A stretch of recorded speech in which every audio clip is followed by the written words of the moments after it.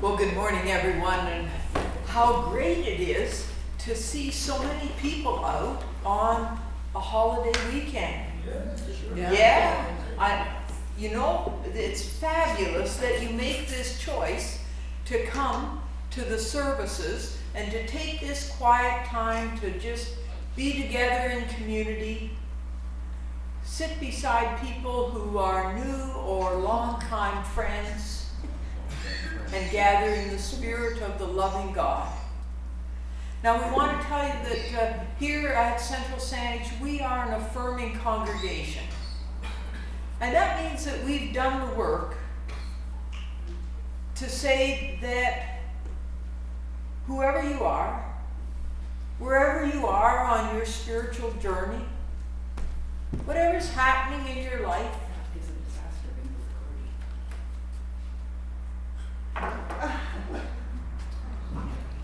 whether you're in the light or your shades need to be drawn, you're welcomed here. That is technical detail for the recording, because when that shines, it really throws things off, and it does nasty things to the. So one of the things that's happened since our break-in is that we're back using the small camera. And so it doesn't have the power that the regular camera has. So as soon as we get back at full strength from the break-in, we'll be just fine. Yes. And in fact, we're just fine today. So our service today is going to be have a theme of rich in spirit. And we hope that those of you who are feeling rich in spirit as you gather here are going to feel more rich in spirit. And those of you who are kind of wavering a bit, well, that you'll feel stronger and richer in spirit as you leave. Now we have a territorial acknowledgement, and we always say this together because it is the commitment of each of us, as well as all of us as a church, to work at reconciliation. So let's say it together. We acknowledge with respect and gratitude that we gather today on the traditional and ancestral territory of the Sandwich people. We give thanks for their enduring care of the land and their continued presence among us. May we walk together in respect, relationship, and reconciliation. A few announcements. So we're going to start to be the host venue for a concert series. So on the fourth Sunday afternoon of each month, we're going to be the home base for Augmented Trio Productions. Now, because it's a partnership, we need to put together a team of about 5 people who will be willing to do the prep, set up, help with the ticket taking, and run a concession during the concert. So it's the 4th Sunday of each month, and I need at least 5 volunteers. So if you're a person who will be able to make a commitment at that time, please be in touch with me, okay? When would this start, Cheryl? It starts the 4th Sunday of September. What part of the day? Oh, 2 o'clock. Thank you. September, okay. Okay, so think about that and get back to me. It's a long weekend. The office is closed on Monday because, you know, we're all away at the bingo parlor. Now, there's a program guide that we're going to put out to list, just like we did last year, all the program that's going to be forthcoming. So if there's anything that you'd like to see program-wise for next year, especially September to December, you know, if you've been forever wanting to study the habits of the Himalayan Yetis, then please let me know. And we'll see what we can do about getting a study group on that. Now this week the place is going to be hopping because we've got our first church camp in quite a few years, and there's a camp leadership team that's coming over from North Vancouver from Highlands United, and they're going to be here, and we've got, I think, 7 little campers signed up, and it's the first time we've done it in a long time. So we're just dipping our toe in, as they say. So we're really looking forward to that, but if you're coming to the church for peaceful meditation this week, I'd go to the cemetery. And as you know, every week there is a Saturday lunch, and when I go around to various places, I hear remarks that, well, Central Saanich now has a lunch, a free lunch that they provide, and that's part of the network of growing free lunches. So good on us. Now, anything else I've missed?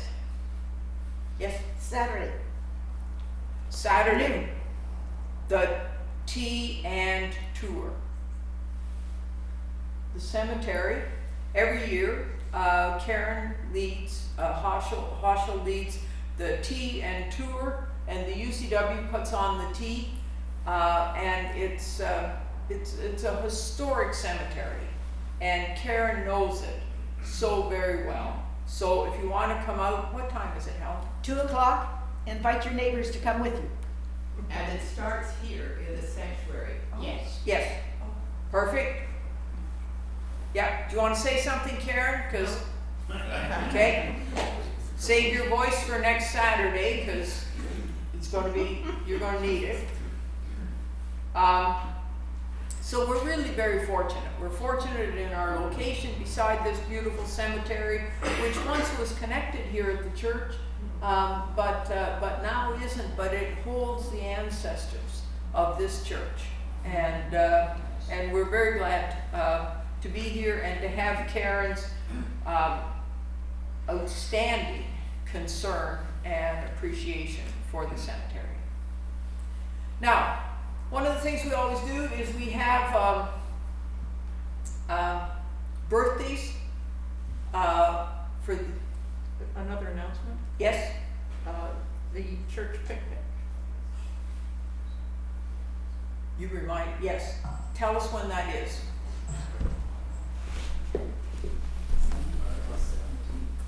That's it, Sunday the 17th, right after service. Thank you. Sunday the 17th, right after service on the Sunday morning, we're going to have our picnic. I'll put out a sheet. Jim and Dennis very kindly offered to provide all the hamburgers and things like that. But I'm going to ask for volunteers for desserts and salads and whatever else would accompany on a church picnic. So I can either make a list, or we can just spontaneously bring whatever you like. So please mark it on your calendars, Sunday the 17th. There we go. It'll be right after service, so about 11:30 we'll start. Thanks very much. And since we're advertising services, on August the 24th is our pet blessing service. And in our pet blessing service, please bring pets on leashes, or in cages, or in carriers, however that is. Please note that if you want to bring a picture of a beloved pet that you used to have, by all means come, and we'll have a blessing for pictures and for pets in person. And this is a service where if you want to bark during the time, you're free to do so. All right, now birthdays. Who has a birthday this week? Nobody. No birthdays. We're not singing our birthday song. Okay. How many have an anniversary or something, significant date that you want to? I had one. Go ahead. 5 months and she hasn't beaten me up more than once. 5-month anniversary. 5-month anniversary. We remember when they were married right here in the Sunday service, right? Yeah. Right, so we know, we actually think you're looking better than when you got married. Marlene? I became a great grandmother to a new baby on Monday, and her name is going to be Thea Marlene Rose after me. So, and Thea is a Greek goddess who wears some kind of a helmet and carries a spear. So I don't know what's going to happen with her. So like you, Marlene. Yeah, they caught your essential spirit. Well, that's perfect. So we're going to sing our happy anniversary song, but recognize that it relates to all kinds of celebrations going on.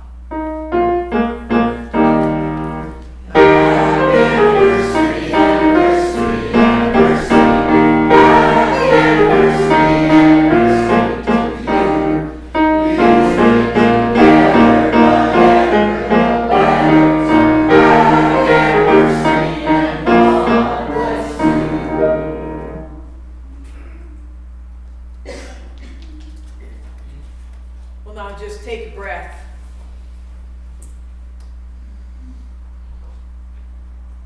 We light this candle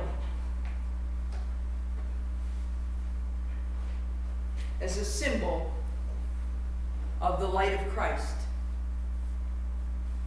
And as our acknowledgement that when we walk the way of Christ, when we center our journey around Jesus' teachings, that light, that focus will show us what matters most in life. So, on this holiday season, or holiday weekend, let's come and rest in God's presence. Bring your whole self. Don't bring your possessions or your achievements, but bring your open heart.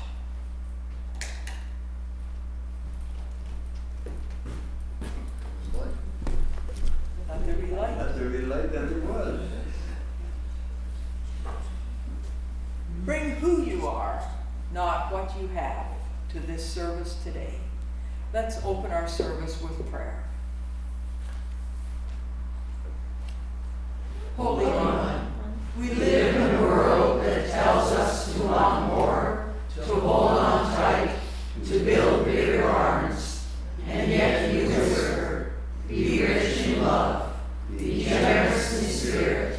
This morning, open our eyes to see what truly lasts, and help us discern the difference between enough and greed. Amen. Our opening hymn, Worship the Lord.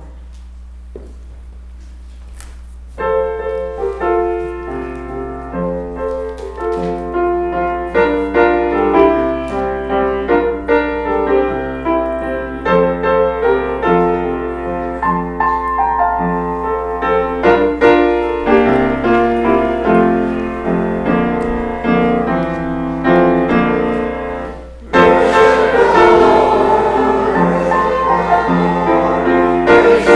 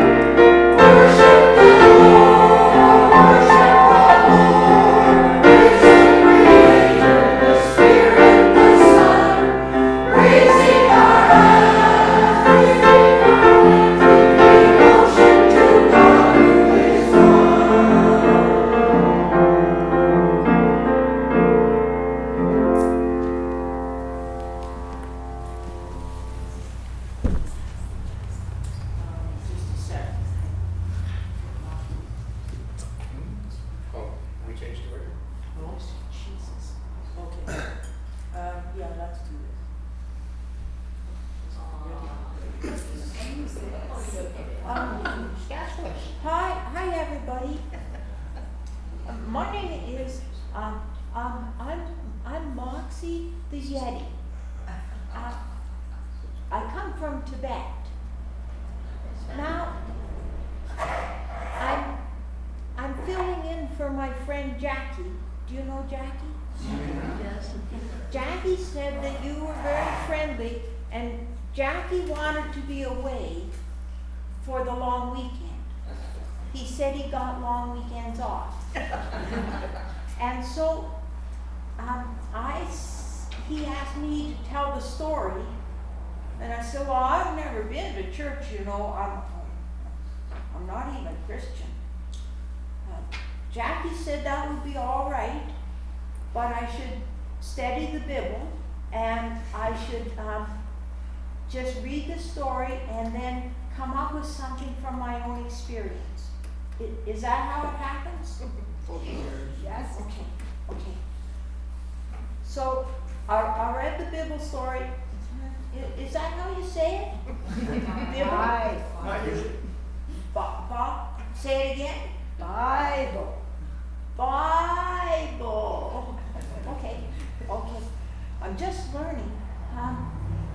So Jackie said, just tell a story from the scripture story, but based on my own experience.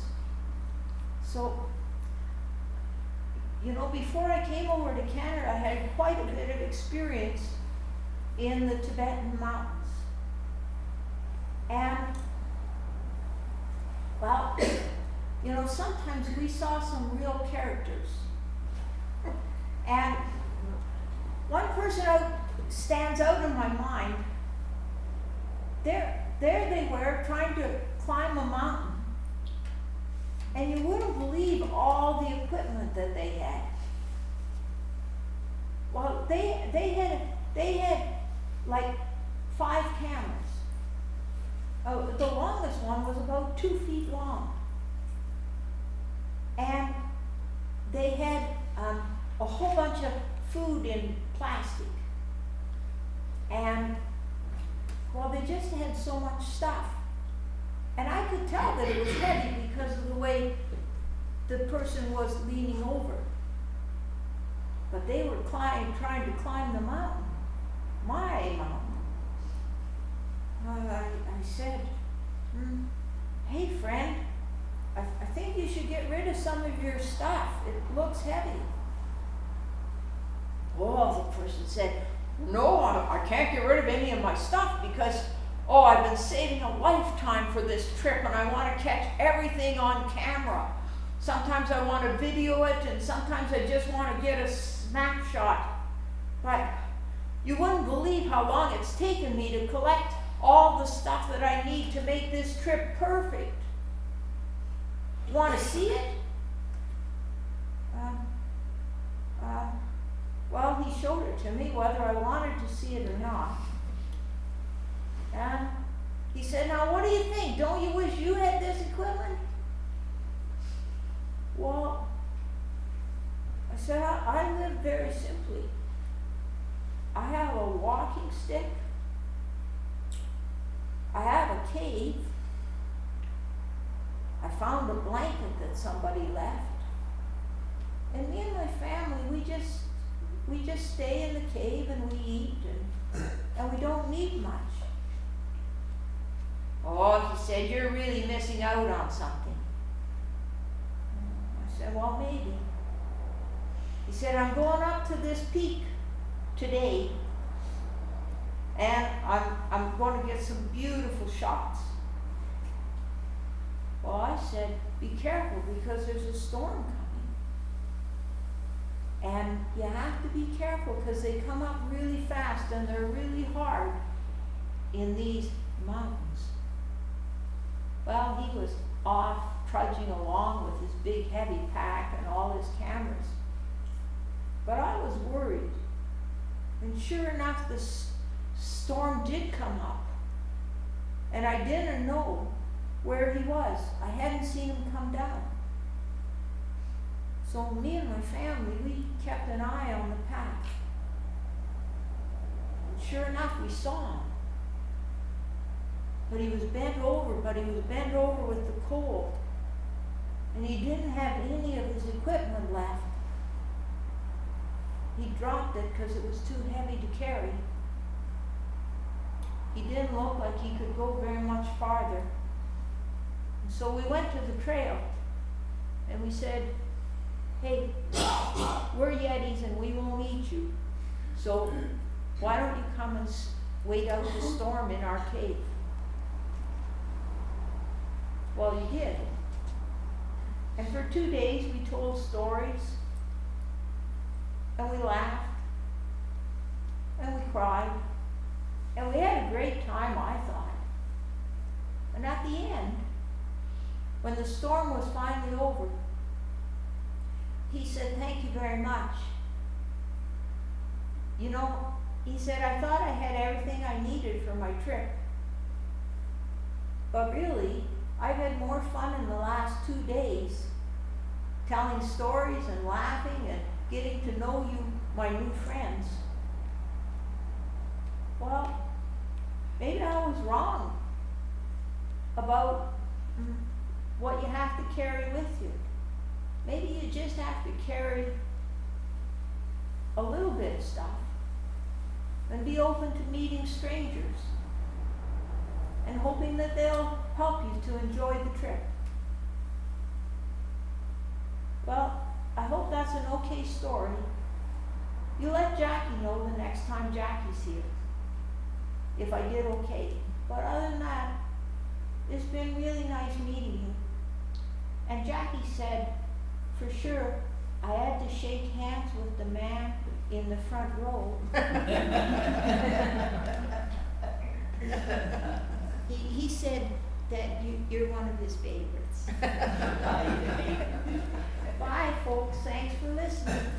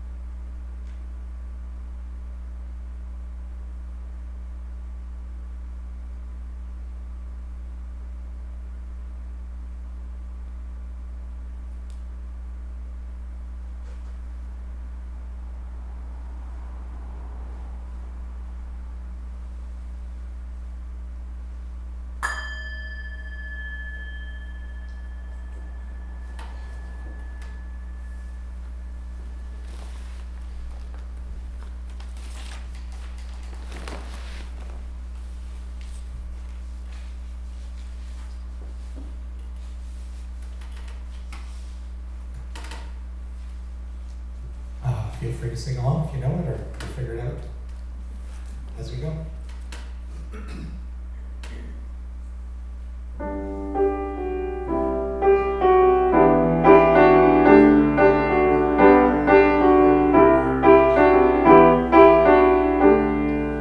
Who am I that the Lord of all the earth would take my name, can't feel my hurt? Who am I that the Lord of all the sky would choose to light the way for my ever-wandering heart? Not because of who I am, not because of what I've done, not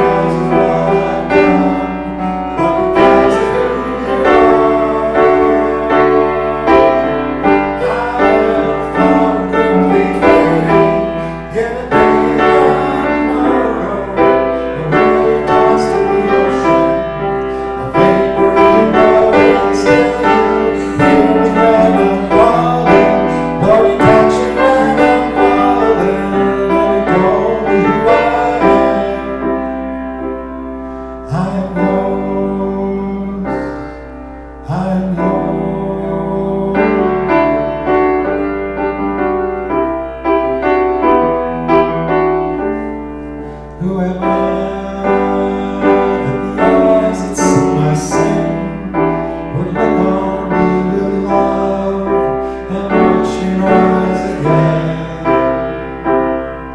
Who am I that the voice that calmed the sea would call out through the rain and calm the storm in me?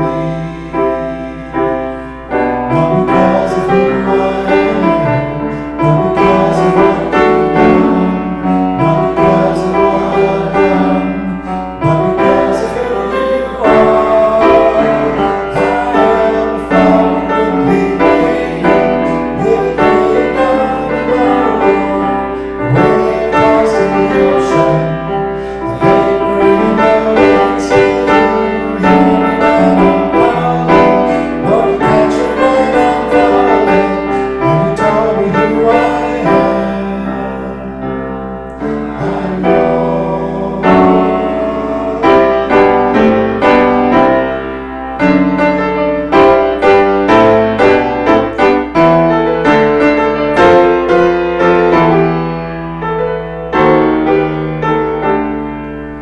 Not because of who I am, but because of what you've done.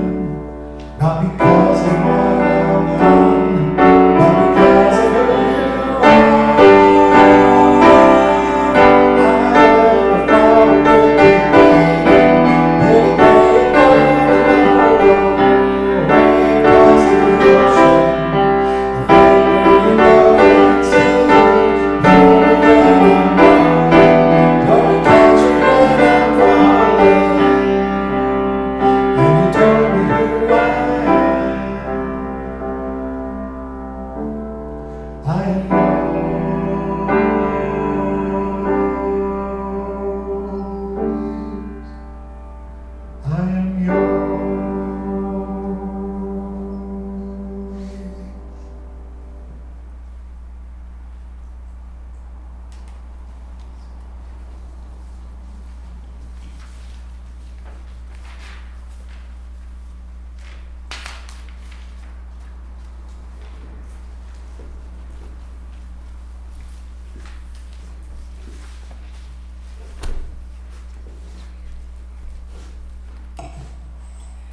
Okay, today's readings are both from Luke 12, verses 13 to 21, just different versions of the same thing.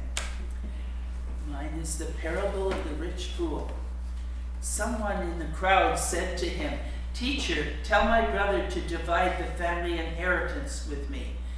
But he said to him, "Friend, you set me to be a judge or arbitrator over you?" And he said to them, "Take care. Be on your guard against all kinds of greed, for one's life does not consist in the abundance of possessions." Then he told them a parable.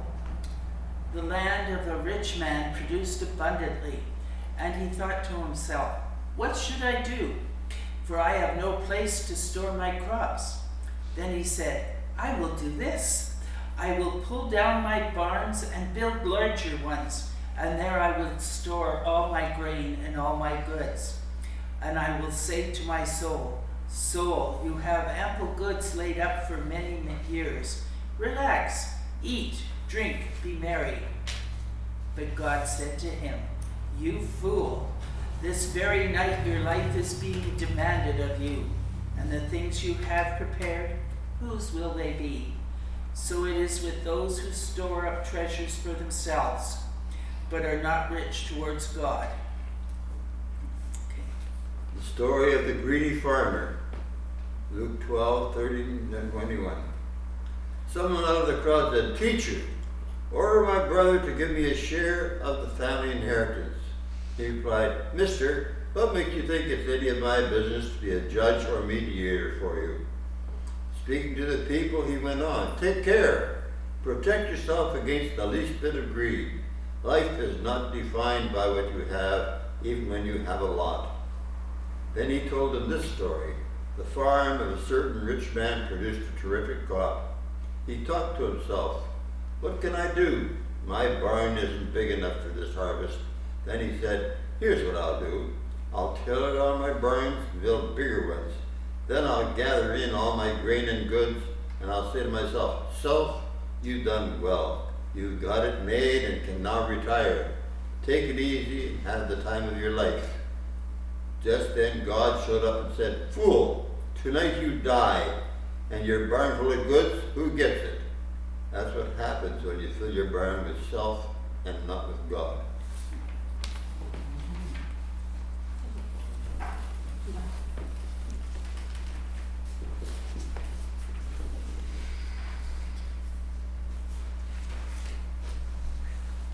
Our contemporary reading comes from Tuesdays with Maury by Mitch Albom, a beloved memoir where the author visits his old university professor, Maury Schwartz, every Tuesday as Maury nears the end of his life. Together they reflect on what really matters in life: love, meaning, and community over wealth and possessions. The reading. So many people walk around with a meaningless life. They seem half asleep, even when they're busy doing things they think that are important. This is because they're chasing the wrong things. The way you get meaning in your life is to devote yourself to loving others, to your community around you, and to creating something that gives you purpose and meaning.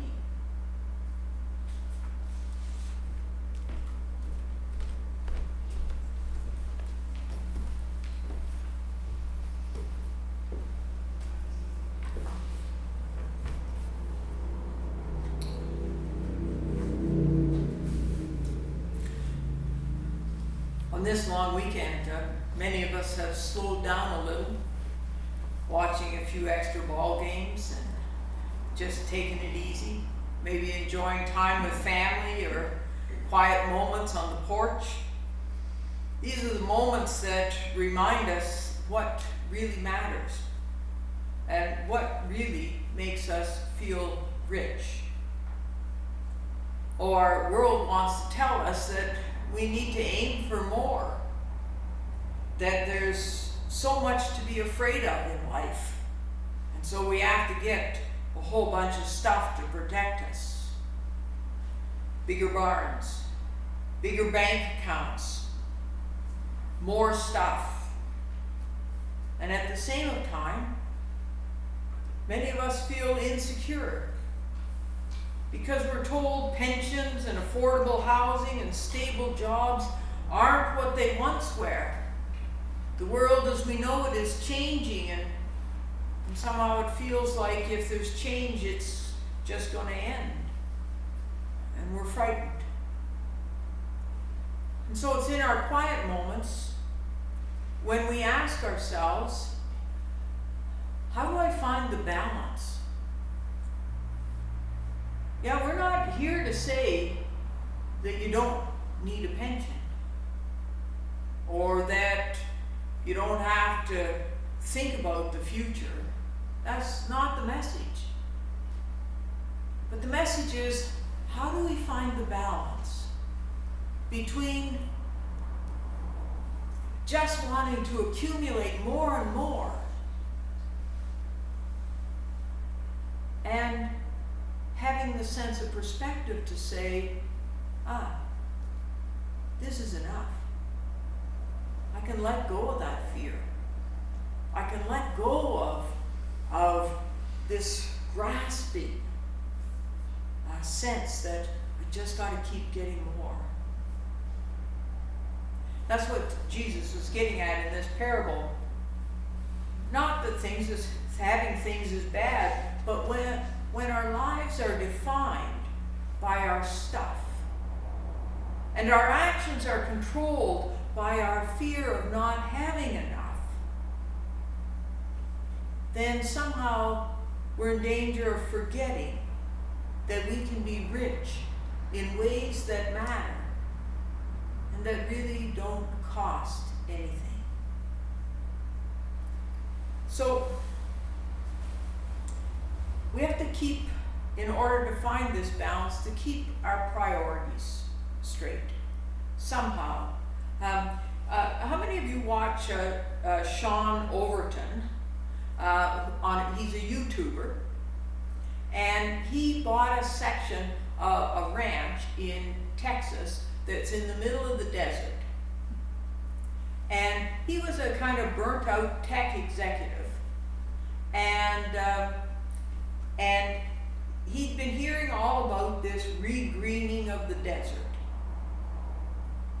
And he thought, I'm going to give it a try. And so he bought this place he calls Dust Up.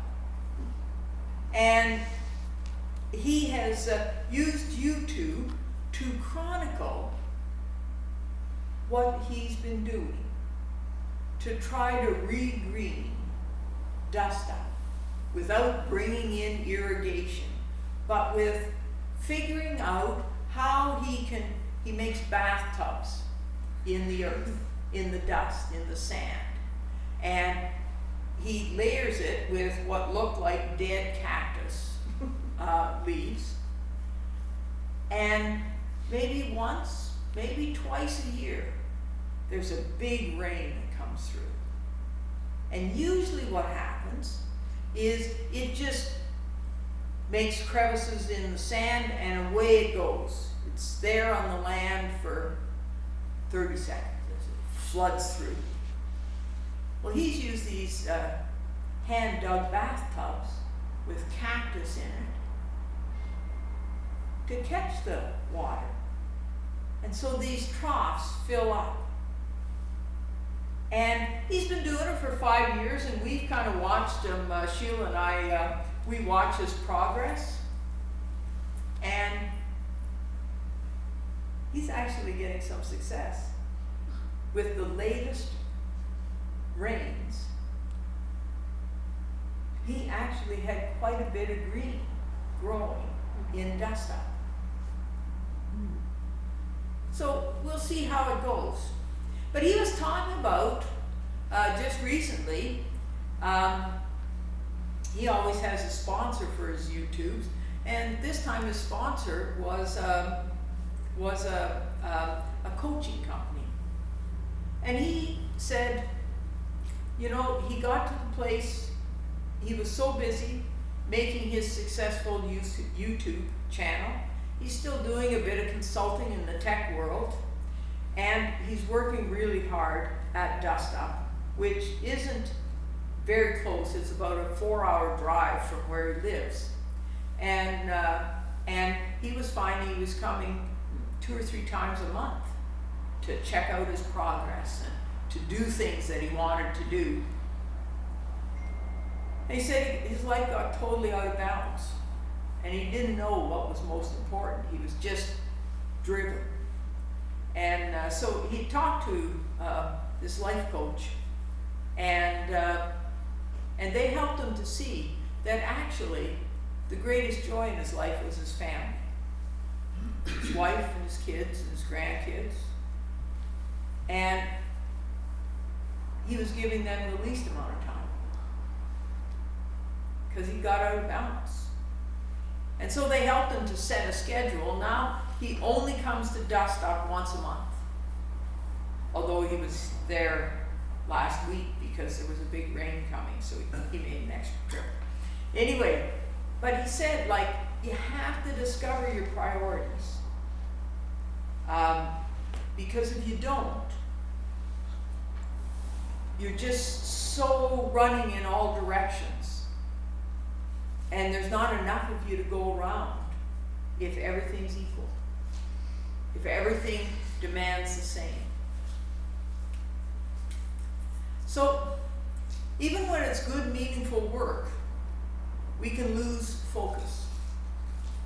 Sean's story reminds us that being rich in spirit isn't about doing everything.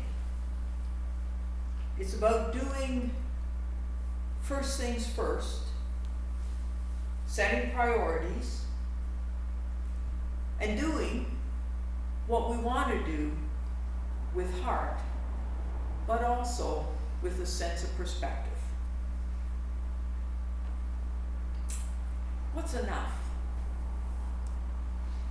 What are our priorities?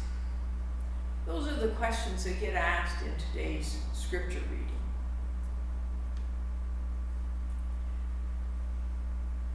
want to make just 3 quick little points about this, because it's a holiday weekend and we don't want to stay in church all morning. Maybe you do. But, you know, this insatiable need to have more, in the scriptures they call it greed. I don't know what I call it, but just never being satisfied, not knowing when is enough. It can rob us of joy. There's all kinds of this insatiableness in our lives. And we recognize it because when we meet someone who's always looking at what we don't have instead of what we do have, you're seeing somebody who's feeling always a lack, who's always feeling like it's not enough. So one of the little hints to listen for is when we hear ourselves talking about, well, I don't have this, I don't have that. Instead of saying, hey, I have this and do I ever love it? The rich man in the parable thought, I'll build bigger barns and then I'll relax. But he never got to enjoy them. It's a trap of this insatiability, is that it promises peace someday if we just keep accumulating and just keep getting enough. But it may be that someday will never come, or we won't be in position to enjoy it. There's a true story of a Wall Street executive whose name was Jeffrey Lee, who died at the age of 46 of a heart attack at his desk. He had millions in the bank. He was such a great provider. But he lived at the office. He skipped family events. He kept pushing for just a little bit more. I'll just get a little bit more done. At his funeral, his son said, he worked hard his whole life to give us everything except himself. We're always invited to ask the question, what are we working for? A full barn or a full life? Now I know that enough is different for everyone, and it's okay to plan wisely. We're not going to get into, just absolutely trust God for everything. No, that's not the message. It is okay to plan wisely, to save, to want some security. In a world where we're seeing more and more income diversity, where a lot of the money is flowing to the top and less is flowing to the bottom, and the middle is really getting stretched. Here in Canada, the top 40% of earners receive nearly 65% of all the disposable income. So the top 40, 65% of the income, while the bottom 40 receive less than 20%. So we're not stretched we're not seeing the same inequality here at this time that they're seeing happening quite quickly now in our neighbors to the south. But it's changing, right? And so we have to be thoughtful and conscious of that and keep calling for just policies in our government. So it's okay to want enough. But the key difference, I think, is, are we driven by fear or by a lust to acquire? Or are we driven by love and wisdom? The Bible reminds us, don't worry about your life, what you will eat or drink, but seek first the kingdom of God. And so a good question to ask ourselves is, am I planning because it gives me peace, or because I'm afraid and it's heightening my fear? Fear can never be satisfied. Love can be satisfied. But there's also a thing about being rich in spirit, means not only that we are able to see when we ourselves have enough, but it's to have a willingness to share what we have now. At the end of the parable, God asks, and the things you prepared, whose will they be? It reminds us that we can't take it with us. But what we give, our love, our time, our care, our generosity, lives on in others. There's a woman named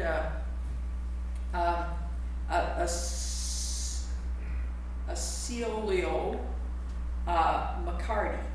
She's a washerwoman in Mississippi who never made more than minimum wage. She lived very simply, and she saved very quietly. And when she died, she left $150,000 to fund scholarships for black students at the local university. She said, I can't do everything, but I can do something. And what I can do, I will do. She lived rich in spirit, and she blessed countless lives. Each one of us has to answer the question, how much is enough?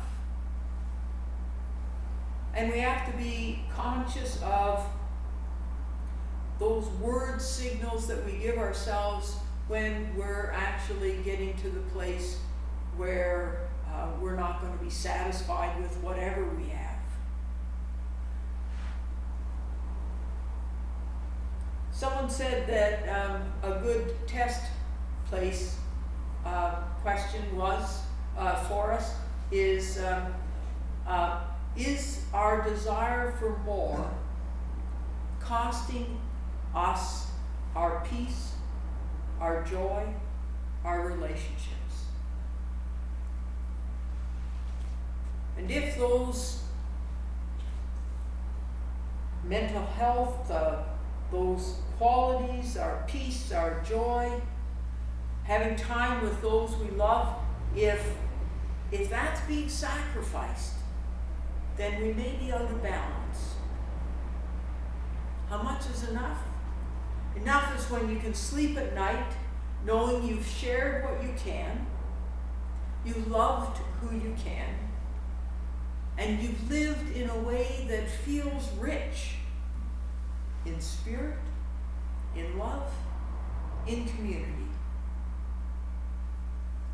This week, as we think about this story, which was so nicely read in 2 different versions, let's just look around ourselves and see that we're rich in what really matters, in our friendships, in the way we spend our time that gives us peace, surrounds us with love. And then let's say to ourselves, wow, I have enough, and it's good. Well, thank you very much for listening. Amen.